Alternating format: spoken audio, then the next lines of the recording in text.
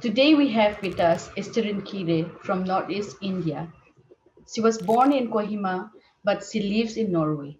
Easterine Kire is the first person from Nagaland to start writing novels and short stories and poems in English. Easterine Kire, thank you so much for joining us today. Easterine Kire doesn't need a long introduction. She's well known in the world of literature, not only in India, but also all over the world. She writes poetry, novels, short stories, and children's books. In 2003, she wrote the first Naga novel in English, which is entitled A Naga Village Remembered. In 2013, Easterine was awarded the Free Word Prize by Catalan PEN, Barcelona. Her novel When the River Sleeps won the Hindu Prize for Best Fiction in 2015. Her next novel, Son of the Thundercloud, won the Tata Book of the Year award in 2017 and the Bal Sahitya Puraskar in 2018. Esterine's latest novel, A Respectable Woman, was awarded Printed Book of the Year by Publishing Next in 2019. Esterine, thank you so much for agreeing to sit down with us and tell us something about yourself. So, Esterine, you are a writer, a poet, a musician, educator, researcher, and a translator. You are so many persons at the same time. Can you tell us a bit more about how you see yourself? Are you all of these things, or are you principally one person and others come along too? Hi, Anjulika. So nice to be here with you today. Um, I can start with that first question of yours. Of course, I'm just one person playing multiple roles, and I think it's just a part of being human because uh, we all do that. For instance, I'm a daughter, I'm a sister, I'm a mother, I'm a grandmother, etc. And my brother is he's a son, he's a brother, he's a father, he's a husband, and he's a grandfather.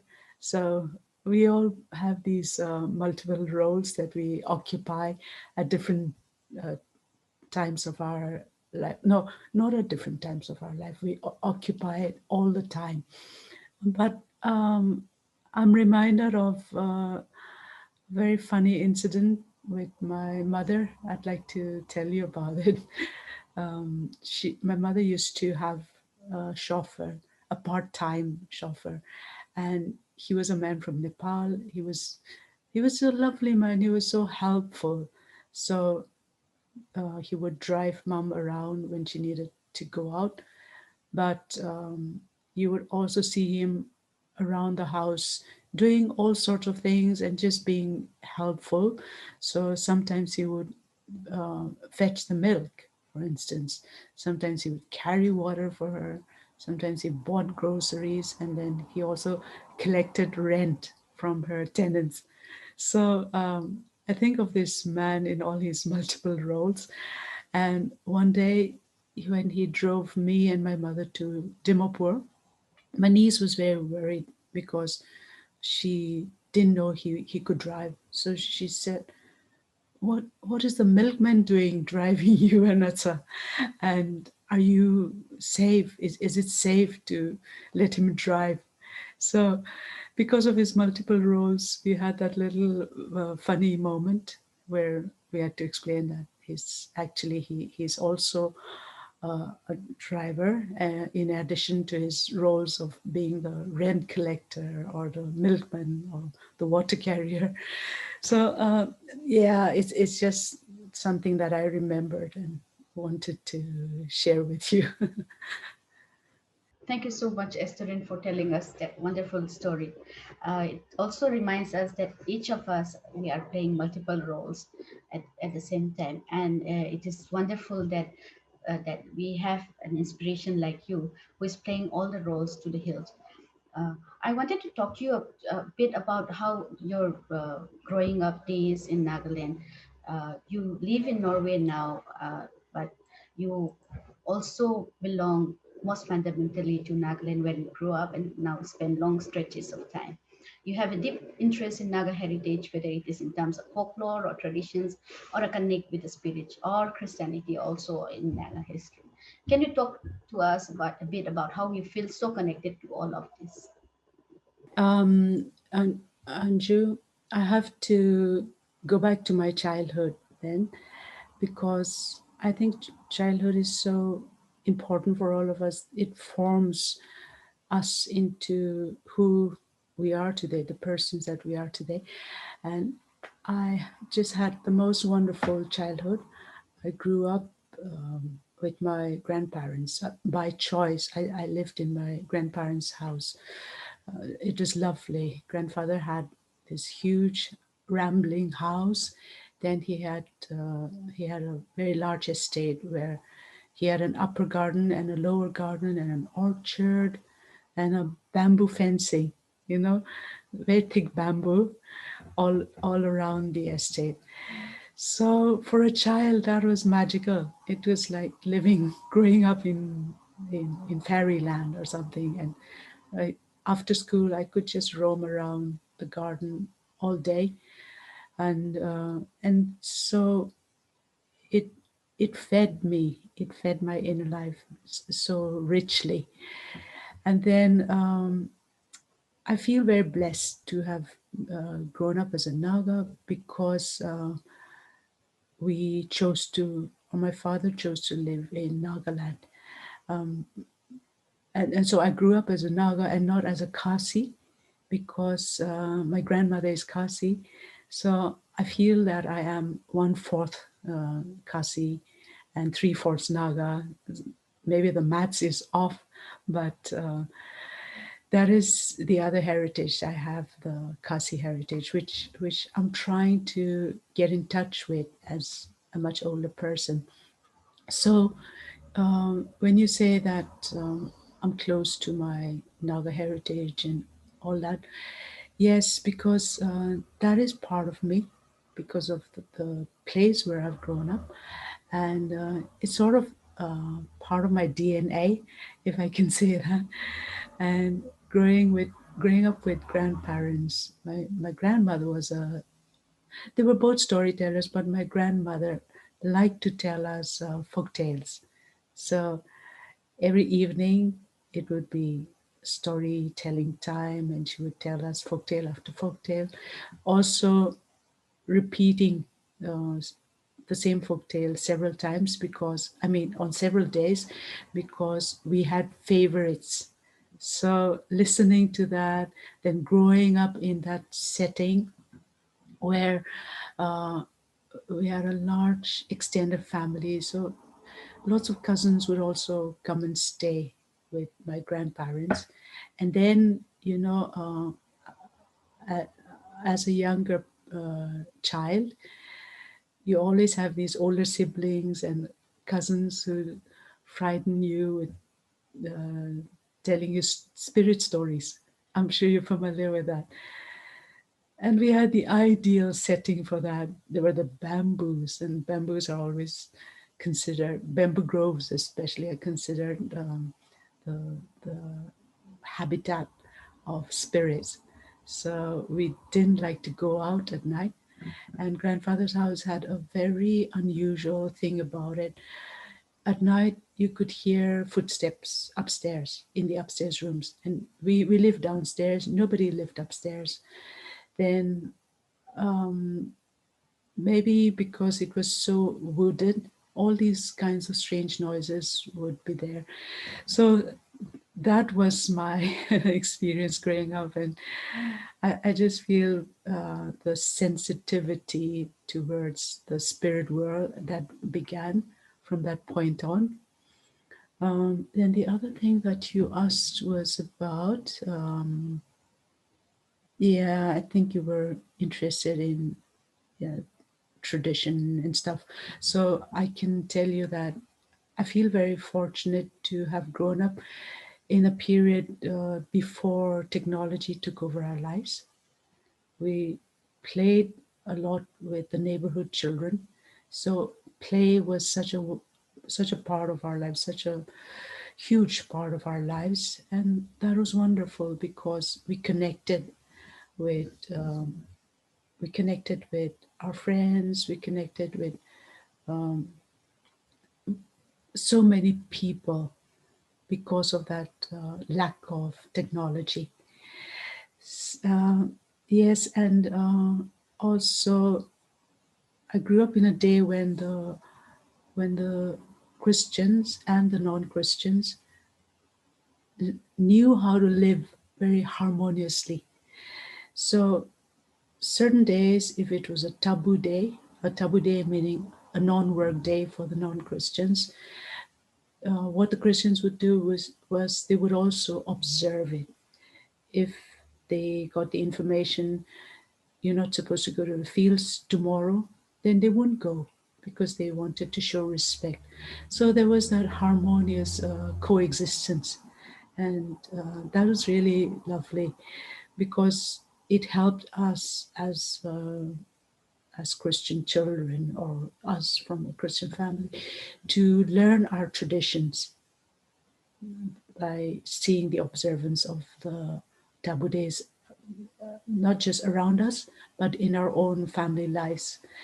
So, yeah, that was what we did. And then you asked about history, Naga history. And though the Second World War was over like nearly 15 or 20 years ago when we were growing up, we had so much evidence of it. So we had so much history around us. And in my grandfather's garden, there were trenches, yeah, built by it must have been the British. No, it wasn't the Japanese, it was the British. So we had these trenches and we used to play in the trenches and nobody bothered to fill them up. And then we would find other things. There was so much war debris. So my mother used to have an ammunitions box left behind by British soldiers, and she used that to bake cake. And that was not unusual because many of the women, her friends, they all had an ammunitions box in their home. They each had that. And then they used that to bake birthday cakes and Christmas cakes. And for us, in our childhood, it was normal that this cake box was, I mean, that the ammunitions box was a cake box. And we never connected it to its primary role of storing ammunitions. So that was a thing that was marvelous about growing up in Kohima as a child and surrounded by all these influences, which which were just natural to us, which I guess shaped me as a person. Yeah. Thank you for sharing with us all those stories. When you were talking about your grandmother telling the stories, it reminds me of my own grandmother and the stories that she used to tell. Those days there was no electricity, and the only light would be from the firelight. And then, like while we wait for our mother to cook food, grandmother will tell us all the stories. And then again, when you talk about the ammunition boxes being the cake boxes, it struck me like how an item used for war brought so much of love, so much of food, so much of peace and harmony to the people and the children, and which is really like it gives us some hope in this, like now in the world today. Uh, there is something I'm sure that which in every interview everyone must be asking you the same thing. I also want to ask you the same question. When did you start writing and why did you start writing? Yeah, Angelica, um, I can say when I was 16, I wrote my first poem, but that was, how it is when you're writing at 16 or in your teens, it's very callow. So I know the poem is around somewhere, but in order to answer a question, I have to give that answer and say, yeah, I started writing at 16. But of course, I started seriously writing much later on. So I was at university, age 19, and used to, oh, it's not a nice thing to say, especially if students are listening. But if the lectures are boring, I used to write stories during the lecture period. And then one of those stories sent it off to Asia Week, and it got into the 50 best stories list. So that was such an encouragement. And I kept writing and writing poetry or writing little radio plays and started off like that. Yeah. That is a very sweet story, and I'm sure most of the students, if they are listening, they would also I mean, relate to that of doodling and then writing little pieces of poems, and I'm sure that they will also be encouraged by how you took off like really good writing after that. You write fiction, non-fiction, articles, essays, and poetry, as well as stories for children. But among these, which artist is closest to your heart, and how, because fiction is one thing, non-fiction is another thing, then poetry is another, then stories for children is another thing. Which of these is closest to you, to your heart, and where does the inspiration for all these stories come from? Well, Anju, I think it depends on the mood because I can't say I love writing fiction best or like writing poetry the best. It's actually the mood that you're in, and I know you'll understand that as a writer yourself. That some days you just want to write something totally different, and then some days it just everything just feels magical. The whole atmosphere feels magical, and it's a good time to write children's stories or it's a good time to write fantasy. So I don't really make a decision to decide what my day is going to be like because the mood comes from outside and it affects me. So I guess I can say I enjoy all of it, but also depending on the time of day or time of year. I know that's a rather um, in sort of indefinite answer, and it's not, but um, that's how it is. So I can't make up another answer. Yeah. Thank you. I'm sure, a lot of writers would feel the same way. Also takes mood when we have our children are smaller. Then our stories are the stories we make up for them are stories for children. And sometimes when we have a clearer mind and we're able to sit down, then we can write other things. But would you call yourself a very disciplined writer, or how do you write? Do you find it easy or difficult? And how do the stories form in your head? How do they find their way in paper? I mean, it might sound like a series of questions which are not related to any talk on literature, but we are really, we really want to know how Easterine writes. Straight off, I can say I am a very disciplined writer, and that's the advice I give to younger writers who come to ask for advice. I tell them that writing is a brutal art. It is. Uh, it's a punishing art, and you have to work hard. There's just no way around that. Can't be lolling around on the sofa or in a cafe and then expect things to just pop out. Um, but but it pays off. I have sometimes 12-hour days or 10-hour days, but I don't recommend that because you need time to exercise the body and not end up overusing the brain. And but it's different from individual to individual, of course. So I sometimes go on writing binges, or I very frequently go on writing binges. If I've started a story, there's this drive that I just need to get everything out on paper or on the computer. So I get up, have my tea, and start writing.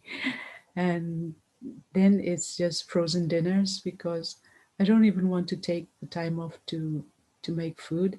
It's everything takes time away from writing. So just I mean, cut it all out and keep writing. That's how I proceed. But then, oh, what was the other question that you were asking? That was interesting. Uh, okay, but that's about my writing procedure. And you can refresh me on the rest of the question. I was asking you, how do the stories form in your head? Where does the inspiration come from? How do they find their way in, like, to paper? It's a little bit in the procedure, but we wanted to know, like, how do you suddenly like wake up one day and say, okay, yes, this is the story I want to write, or how do the stories form in your head? Yes, yes, Anju, that was a very interesting question because I can tell you that the inspiration comes in different ways. Uh, and one is by hearing. So I, I'm a listener. I don't enjoy talking a lot. So this is one time when you'll hear me talking a great deal. But otherwise, I just like to listen because people have such interesting things to say. And if you're in a gathering, some people are talking, suddenly there you'll hear a fragment of a story. Or if if you're just traveling somewhere and fellow travelers are there, they'll start telling stories, and just hearing a fragment of story is very inspiring because you hear it and then you can take it somewhere else. So hearing stories, that's one. And I don't mean full stories but just fragments. Then another thing that's very inspiring is reading from old anthropological accounts, and reading from, yeah, yes, anthropological reports on the Nagas, because they would have their usual official accounts, and then suddenly the writer would say, uh, such and such a village was abandoned. Something happened and it was abandoned, and they don't write more than that, but that's enough to get me going. I want to know, why was it abandoned, and what are the rituals of abandonment, and did they ever return to that village, that sort of thing. So there is a full book there.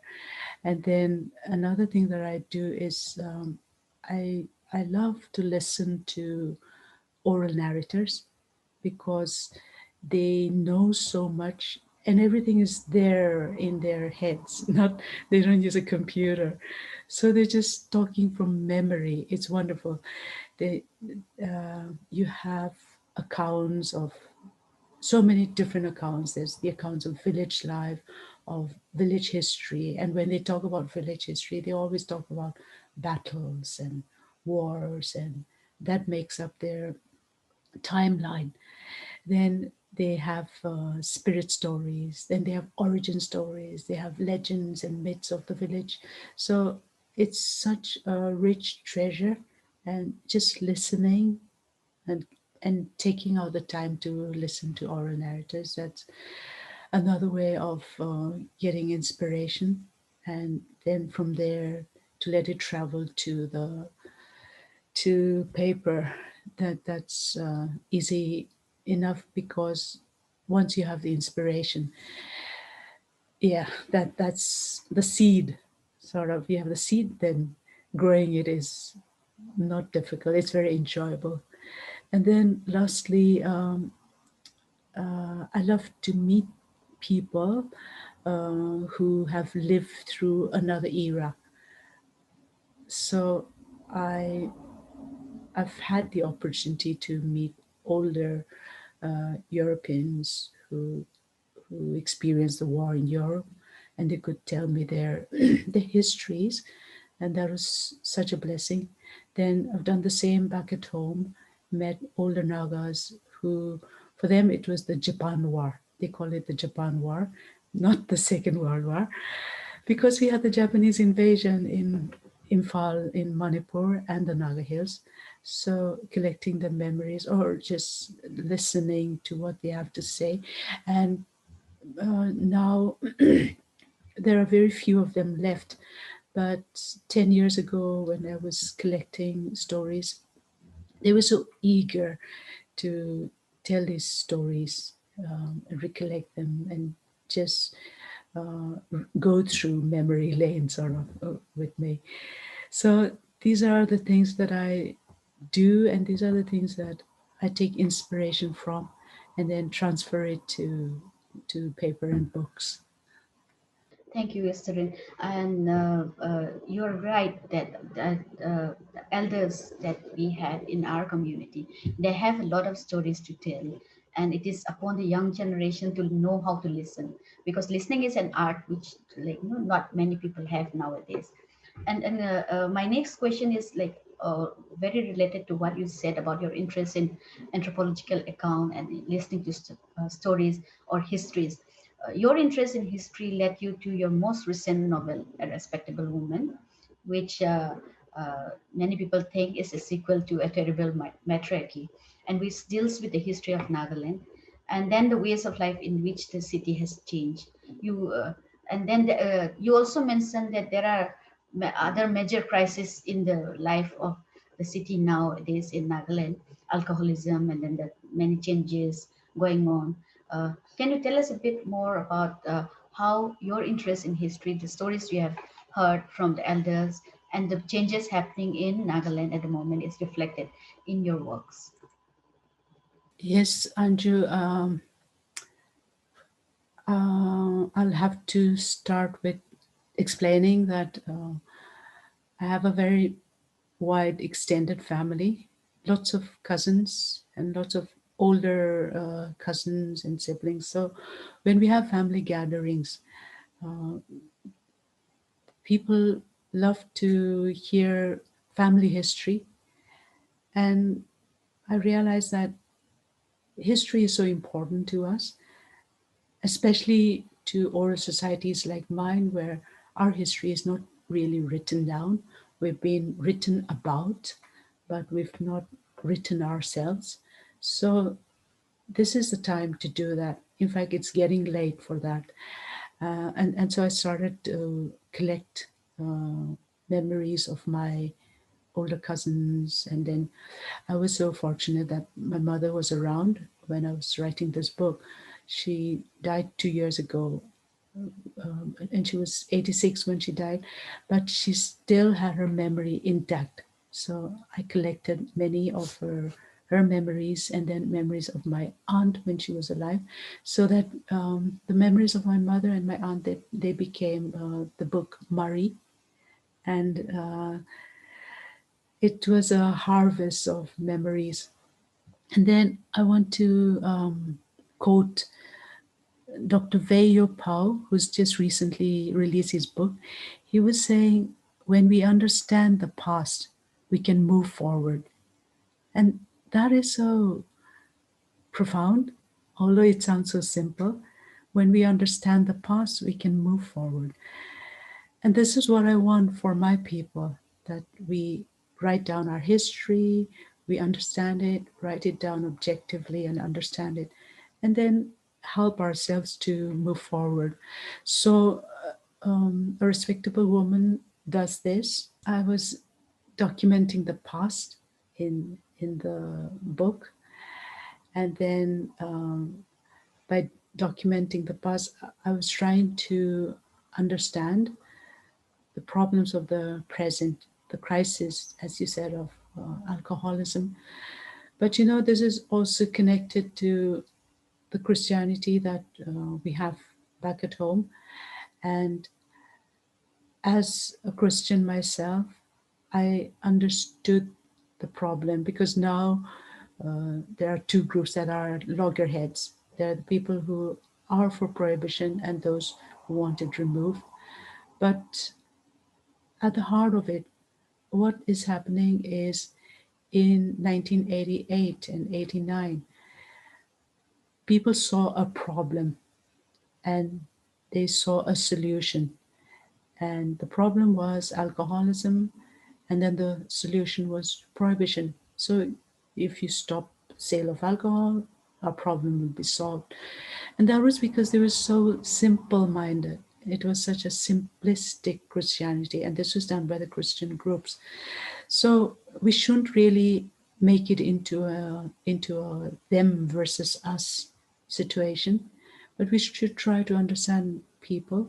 And I think a respectable woman does that. It tries to understand where people were coming from, how they didn't understand, because we live in our own bubble. So they didn't understand that prohibition would bring in multiple problems like smuggling of alcohol, the mafia. Um, I mean, the mafia was an American problem back in the 1980s. Who would have thought we would have that in our homes, in our home countries? And also adulterated alcohol. People hadn't thought that far. So now, so many years away, I think 30 years away from prohibition, from the start of prohibition, we've had so many alcoholic deaths. So many young men in their 30s and 40s are dying because of adulterated alcohol. So I wanted to shine a light on that, not in an aggressive way, but just sort of stating the facts and let people decide, this is a good thing to have. Have we done a good thing? And the lack of forethought or the lack of foresight, which I don't write about in a condemning way, but just showing the past. And as Veyo said, trying to understand the past so we can move forward. So you see that in A Respectable Woman, and I think you can bring that to many of the historical novels. Thank you, Easterine. The problem that you're speaking about prohibition, the same thing is happening in Manipur, and it has been happening. I think even in Manipur, the prohibition occurred around the same time, or maybe a little bit earlier. And I also agree that what seemed like a solution at that time now has started springing up, bringing out problems of its own.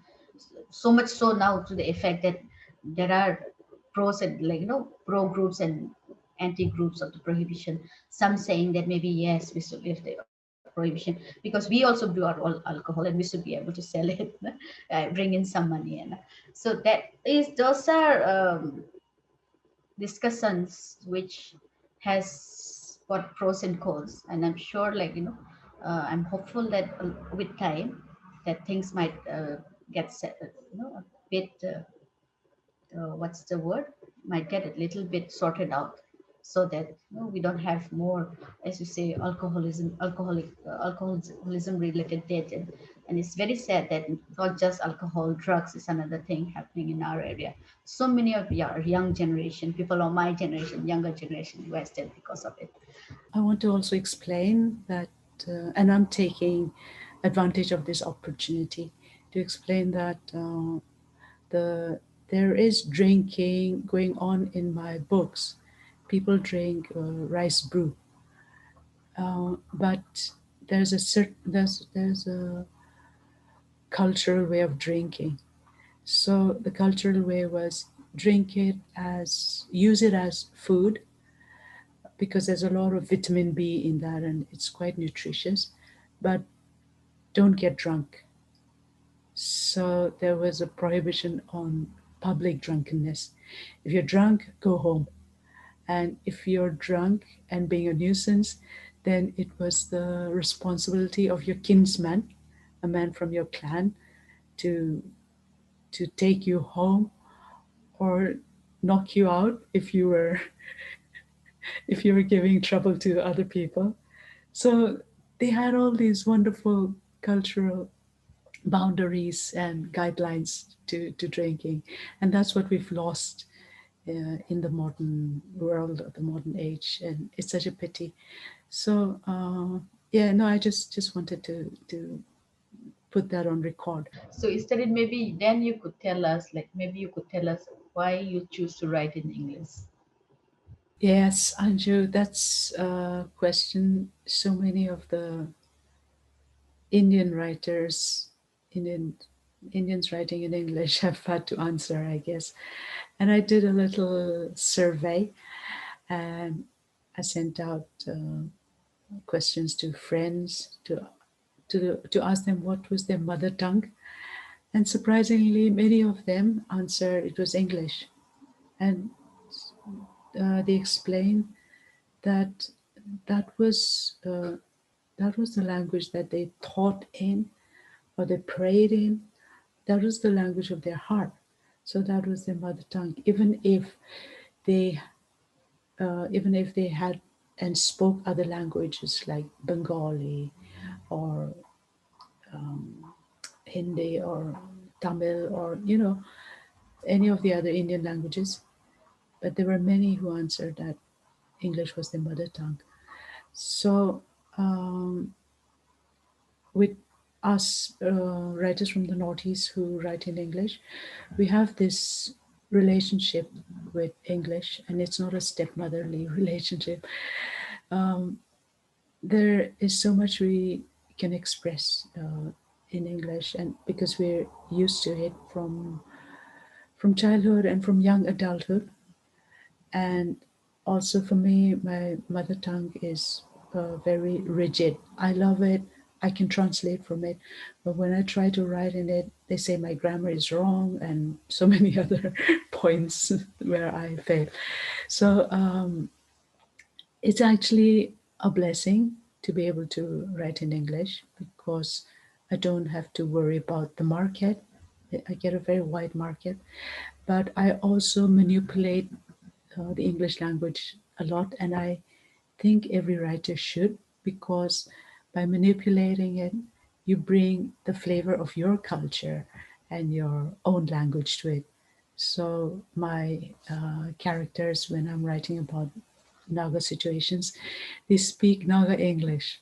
They don't speak the Queen's English.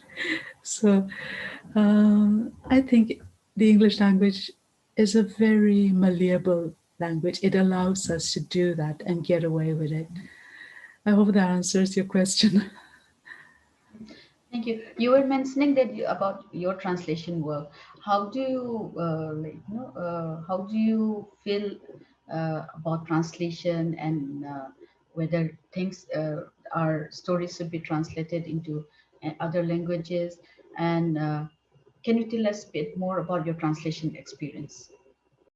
Well, Anju, I I'm always translating even when I'm writing in English because my characters, especially when they live in the villages, they don't speak English where they are. So they're speaking Tenyide, and I'm constantly translating what they say into English. So translation is very much in at the core of me, and I support translated work.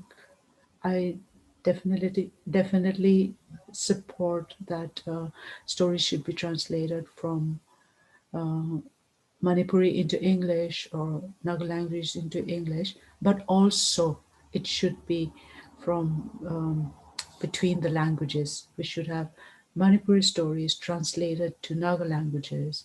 We should have Assamese or Tamil, or it works very well. Any of the other Indian languages and translate to other Indian languages.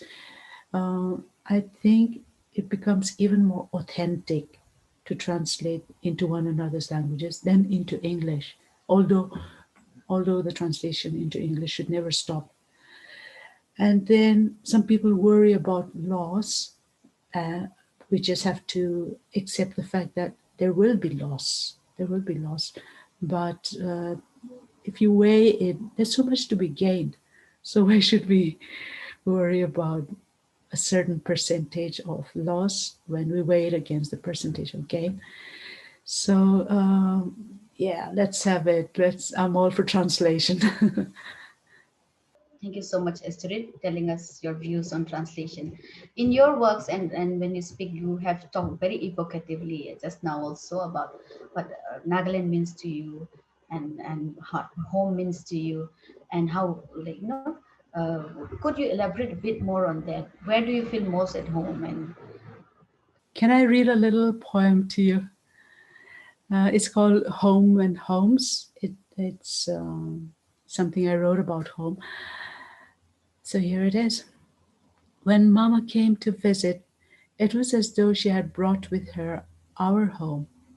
How we savored the smells of home, its flavors and its stories, each one and every one of them. When I went home, it was not as I had remembered it.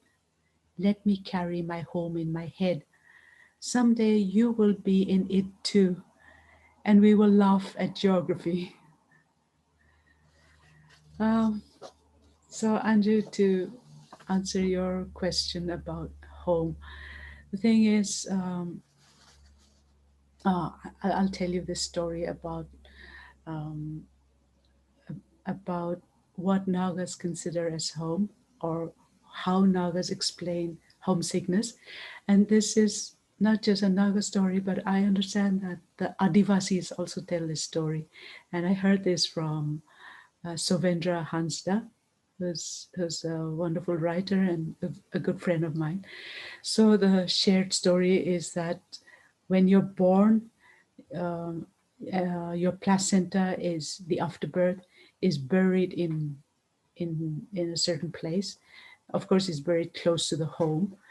So when you grow up, you feel homesickness for home, but actually, you're longing for the place where your placenta has been buried. So that was how homesickness was explained to me. And it makes sense for me because I think as a Naga, and it totally, totally speaks to me. So that is also the place that I consider home. But as I travel and as I live my life on this planet for a very short time, of a very short period of time, I've met so many people who adopt me and then make me or give me the gift of their home to be my homes. And I've been so blessed by two homes in Delhi. One is the home of Vayo and his family. So they are my Delhi family. And I feel so at home there. That sense of family just comes very naturally. Then another home I have now is in the army cantonment because a niece of mine who's married to a soldier lives there. And again, they just take me in, and that becomes home temporarily when I'm in Delhi. So it goes on like that. A home in Gurgaon. It it's a feeling that people help to create. I have also a home in Gangtok. It's Rachna Books and Bookmans because I've spent a few days with them, but not as a guest, but as a member of the family. So this phenomenon of lovely, wonderful people just adopting you and opening up their homes for you. Those are the homes that I also think of in addition to the other physical homes that I have. And then Norway, and especially the city where I live, is very much home because I'm familiar with it and I understand the language that's being spoken around me. Then I enjoy the food here and have come to think of it also as home food apart from Naga food. So yeah, that is home for me. hope I hope that makes some sense to you. Yes, it does. Like, home is where the heart is. That's what everyone says. And I really like this story about, the homesickness being linked to where your placenta is buried, because there's a tradition that we also have here. Now, you have been associated with Japan for a long time. You have also been associated with one of the programs called Cultures. You have taken part in it in one edition in Delhi, where you presented your music and poetry. And can you talk about your association with Japan a bit, about your association with Cultures? Yes, Andrew. Um, I've only spoken once at a Cultures of Peace program, uh, but what I enjoyed most about Cultures of Peace was the opportunity to sit back and listen, because they bring so many fine speakers, and they've organized so many good programs. Students who get an opportunity to go there, they will learn so much. So I have great appreciation for Cultures of Peace. And it's a pity that I couldn't attend more than that. We did a poetry session for Cultures of Peace in Delhi. I remember that. It was such fun. I had these two brothers who are on my jazz poetry band in Delhi. We have a little band. It's called Jazz Tree. So it was Rijo and Jijo, the twins. Jijo on the keyboard, I think. Yeah, and Rijo on drums. And that evening, we also had David, who's a very fine guitarist. So we got together, rehearsed a bit, but rehearsed for a couple of hours, because that's what the whole point is about jazz poetry, much improvisation. And then we got to the venue, which was Jodhpur Palace. It was so beautiful, and it was in the evening with all the lights, and Delhi winters are so nice. But it was very cold as well. so so we were up there on the stage and trying to warm up, because we didn't expect it to be so cold, or at least I didn't expect it to be so cold. But it was wonderful. We had a wonderful time. We enjoyed performing, and I think the audience liked it because it was different.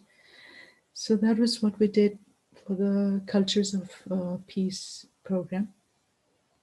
Um, and then in the questions that you sent, you asked about the shortlisting. Did you want me to talk about that? Yes. Yeah, yeah. I call it the shortlist moment because it is so exciting. I'd taken a flight to Delhi, and I was standing at the conveyor belt waiting for my luggage, and suddenly there was a call from Urvashi, and I saw that she had tried to call earlier, so I wondered what it was. I thought something about uh, editing my book, or I don't know, some official, some business to do with publishing. Then she said she was sounding very excited, and she said, "Your book's been shortlisted for the Hindu Prize." That was really nice, and it was very exciting. And I was infected by her excitement. But I was standing in an airport where I didn't know anyone, and even if I wanted to share the news, these guys were total strangers to me. They would think I'm this crazy person from the Northeast. So I kept it to myself. And then I went to my host, I went to my host and told them the news. And I think we celebrated already. So, yes, that was really nice. That was a moment that one can't easily forget in life. Yes, Urvashi often tells us that it was during one culture's event when in 2015 in Guwahati, when she herself received news of your novel being shortlisted for the Hindu Literature for Life Award. Uh, you were mentioning about your performance in the cultures event in Delhi. I was there. I was in the audience, and I remember like no, you were right, it was cold. I remember being cold and then thinking what's going to happen now, we are all out in the open. Then suddenly light comes, and then you're the music, very soft soothing music comes, and then you were just standing there and we were all waiting for you. And then you started, when you started reciting your poem, I mean, and the music that was accompanying you, I mean, it was literally goosebumps like rising in my whole body. So brings me to my next question, like, how did this whole concept of jazz poetry come into being? When did you start thinking about it? And it's a really innovative way and very, beautiful way of reading poetry. Can you tell us a bit more about that? Well, Andrew, I have another band here in Norway. It's a drummer and a saxophonist, and then I read my poetry, and that's how it started back in 2009. And we've done some tours. We've done tours here in the northern country, and also in Vienna, Oslo, and all the way to Nagaland. And jazz poetry is actually, I think, the heart of jazz poetry is musicians and poets getting together and having fun.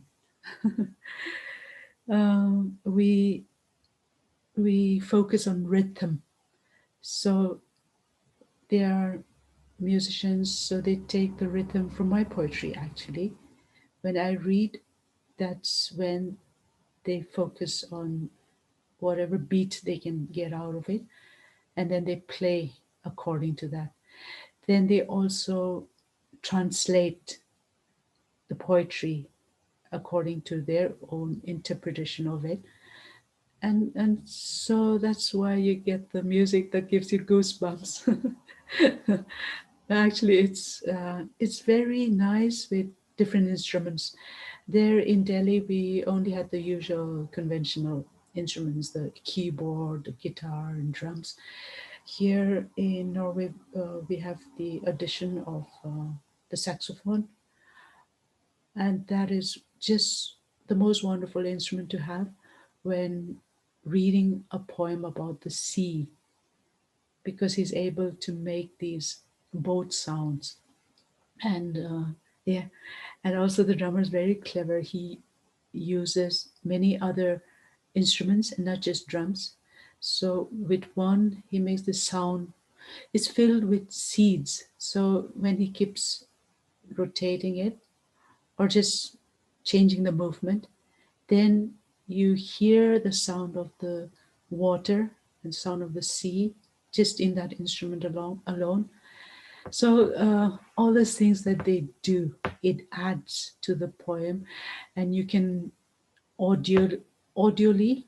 That's not a word, but the audio, you can hear the poem, not just the words, but also you can hear the place where the poem is being birthed. So that is what jazz poetry is. And then sometimes we we jazz it up, and sometimes we've had a performance which was also very fun. This was at the Korean Cultural Center, and we got the audience to dance with us. But it being an Indian audience, it became a little wild, so we never tried that afterwards. Yeah, but that is just poetry. You can take it into different directions, and we just have a lot of fun with it, we the performers, and then we hope that the audience listening also enjoys it as much as we do, and that's just what it is. Yes, I have noticed that, like, you have a YouTube channel of your jazz poetry. We can listen to the audio, but nothing is compared to the live performance which you had. I also wanted to talk to you about your interaction, your association with independent, young and independent publishings, alternative publishers in like in India. As I gather, you also started a small publishing house along with a few other friends, and you have always been supportive and with alternative and independent publisher and have encouraged independent bookstores, and you have a personal relationship with so many of them. Can you talk about what it means for a writer to engage with her communities of readers? Yes, Anju, I just love anything independent. um, because I've had some experience with big publishers, and it's well, the truth is that they're very impersonal. They and I can't blame them. It's what they are.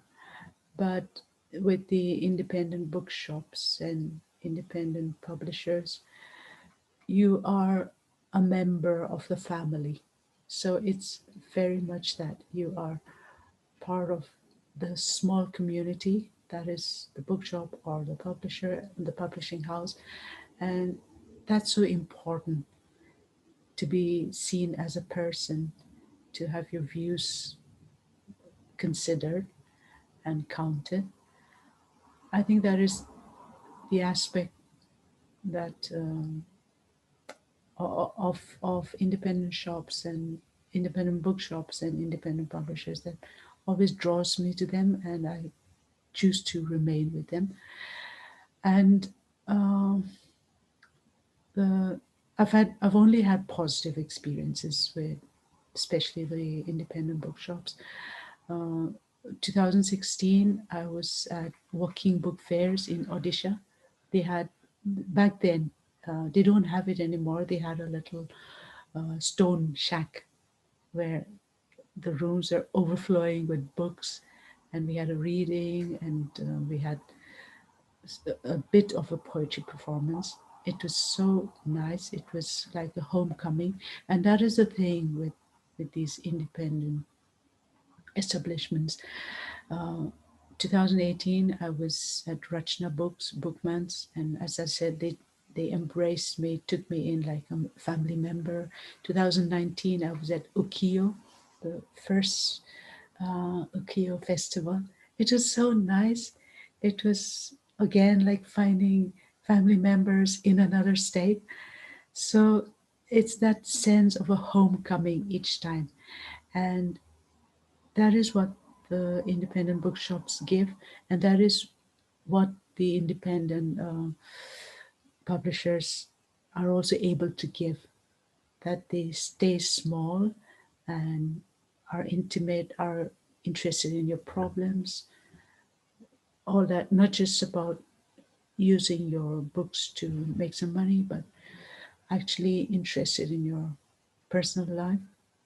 So I love that, and I've been so blessed with the ability or the opportunity. Sorry, not ability, but the opportunity to engage with community and readers, because apart from getting awards, the next best thing is to meet readers who, for whom your books mean a lot, and readers who find your books relevant.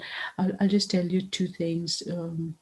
Twice I've had this experience that once, the first time, a young man came up to me and he said, the uncle or the character in A Terrible Matriarchy, who is a drunk and who stands in the traffic point and directs traffic at night. He said, that's just like my uncle. I see my uncle's story in that man's story. Then another young girl, a girl, she said, the big brother in the story who falls in love with the protagonist's best friend and marry, though there's a slight age gap between them. That was a story of her brother and her best friend. So this sort of thing, meeting readers, and not just back at home, but worldwide.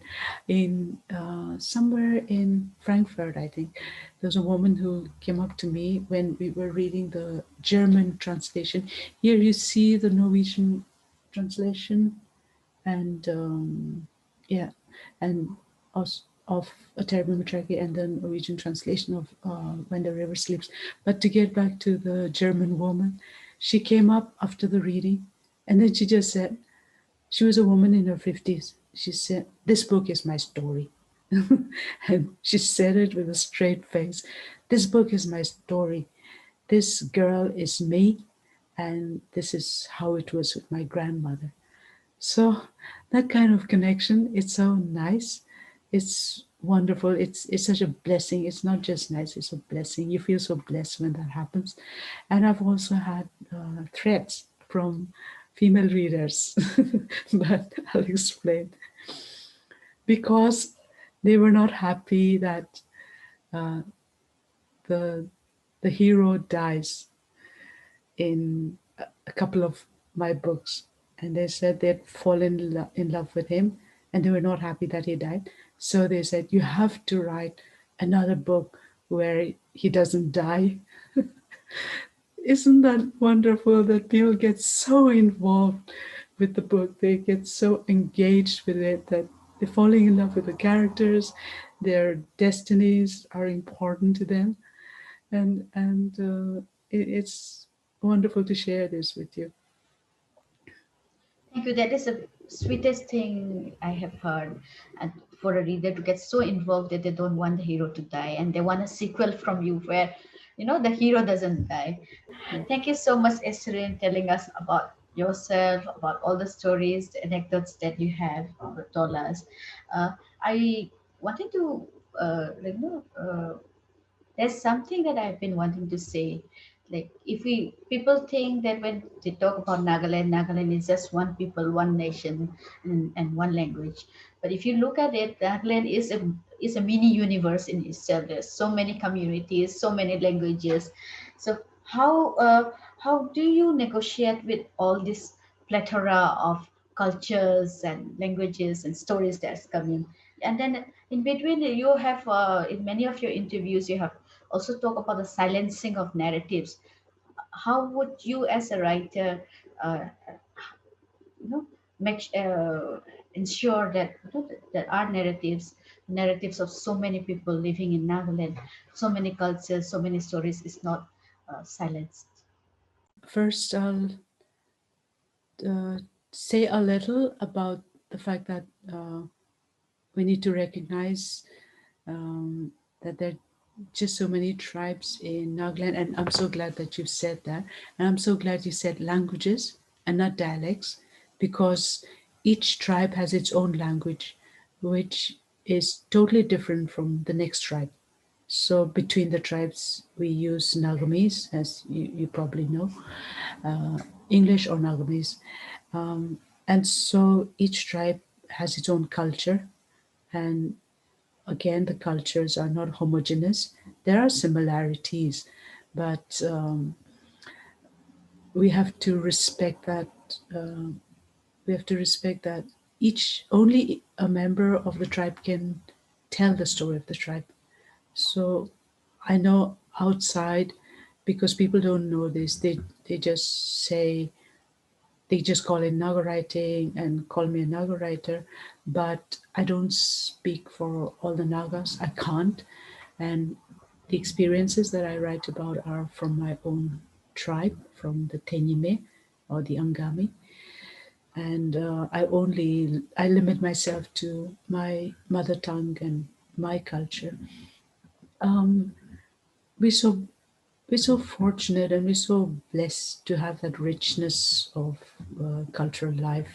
And I see that it's an it's a unique thing to be a Naga in that situation. But we envy the Manipuris and we envy the Mizos, because you have one language, one people. Of course, you have the hill people and the valley people, but then you all share one language, because that seems to make things so much easier. So if if we could have a situation like that, continue to have all our languages and cultures, but also have a common language That is not Nagamese, because Nagamese is borrowed from Assamese and has no relation to the tribal languages. Anyway, that's sort of wishful thinking, but yeah, I needed to express that. And then you were asking about, sorry, sorry, the second part of the question has slipped my mind, which you repeat. The second part was about the silencing of narratives, which you have mentioned. Yes, I'll have to take some time with that because, see, when we talk about Naga literature now, I always have to say written literature is young, but Naga literature itself is very old because we've always had oral oral literature with us, and the way we transmitted literature was different back in the day, and the silencing of the narratives that happened because of several instances of war. And then I have to talk about the fact that the settings for oral narratives, those were always settings of peace, a peaceful village where warriors couldn't come in and interfere them. So it was a protected space. And sorry, that might be misinterpreted. I mean that the oral narratives, they happen in times of peace. They need a hearth. The setting is always a hearth, a warm fireplace, and you have the elder, or you have a grandmother sitting and telling stories to her children, or you have an elder of the village telling stories and telling the village stories and the village history to a set of boys about the same age. So it always needs peace, and our narratives have been silenced in at many historical periods in the 1800s, 1880s, 1879, and then for a long period before that, I can say 1850 to 1880, we had this intermittent warfare with the British, and especially a tough little warrior village called Konoma. They did not want to submit to British rule. So they were really a thorn in the side of the British government. They would go on expeditions, they would even go to Assam and take heads.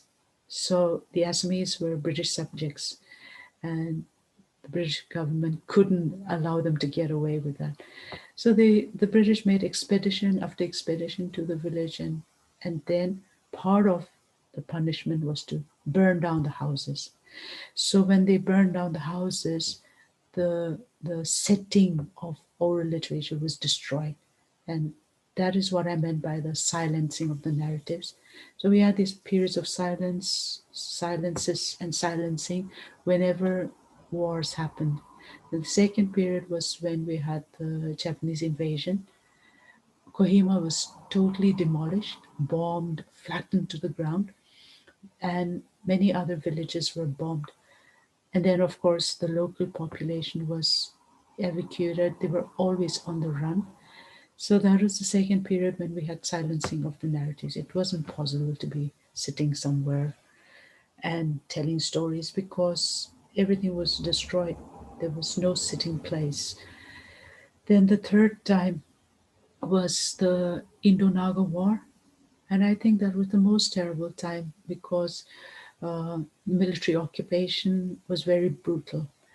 They burned villages. There's a village in Mogokchung that was burned a total of 19 times.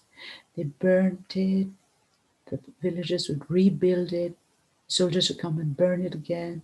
So it happened 19 times. It's unimaginable. And the third period, it was the whole population affected. So that was a terrible period of silence. And so we've had these silencings of our narratives in our past, and they're all historical. And it's sad that some people don't want to uh, describe them as such. These are histories of occupation, histories of invasion, and some people do not want to use the word occupation. I, I am not a political person, but we have to call things by their right names. We can't gloss over them because that is history, that is part of our history, and to gloss over it would mean we are denying it. So that was what it was about when I talked about silencing of our narratives. Yes, as people from the Northeast, like you and me, and a lot of people from the Northeast, we have been carrying, and we, I think, for a long time, will be carrying the burden of our history, our, the turmoils in our history along with us. Another,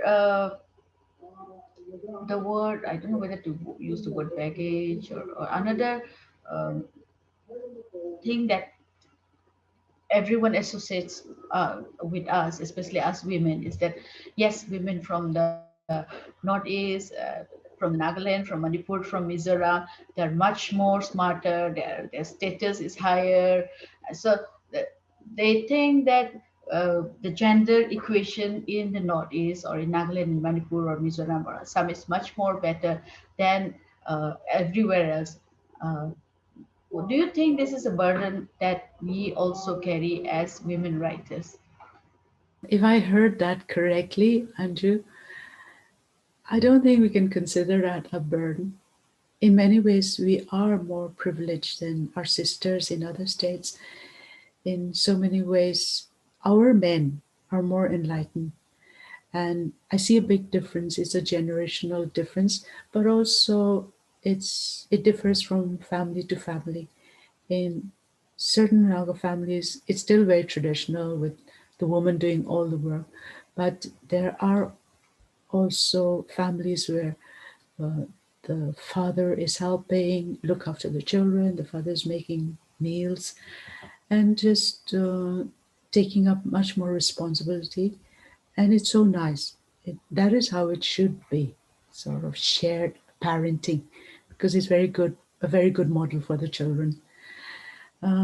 It again is a very individual thing because some older men, some older men, and I call them the enlightened ones, they do this. So I don't think I should call it a generational thing. It's not that the younger generations are better than the older. It's not that, but it's a matter of attitude. It's a matter of having compassion for women and also not adhering to tradition blindly. So there are families like that as well.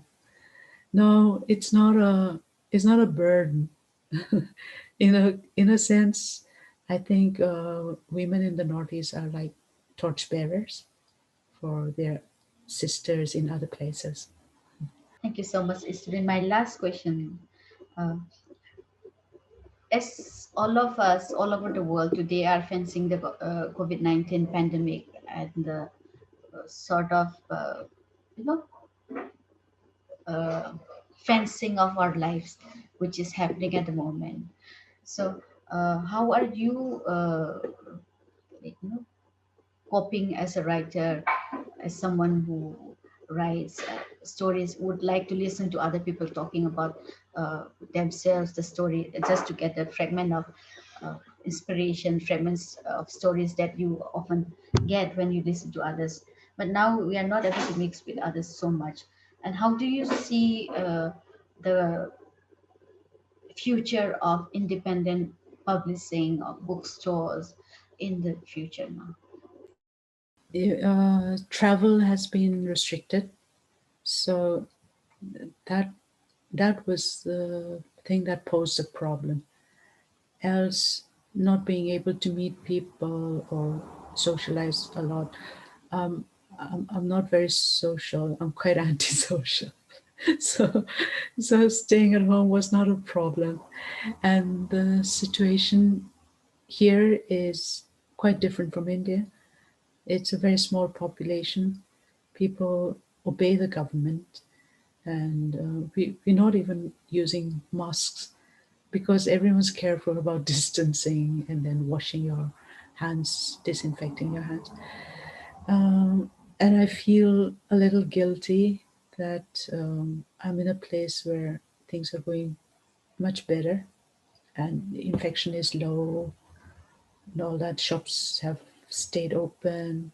Of course, theaters are closed and the cinema, and sometimes the churches are closed. But really, uh, we've not suffered much here in northern Norway. Um, yeah, so I've been writing a lot, and been dependent on email, and I've avoided video stuff a lot because we are not so used to technology, to this sort of technology, and I get tired with webinars. Um, but then I know it's a temporary thing, and hopefully, not just hopefully, I really look forward to when the pandemic will end and we can be in the in a room together physically, all that. Okay, the other thing that you wanted to know was how I see the future of independent bookshops and publishers. Because of the fact that they are small and have remained small, they have a much greater chance of survival.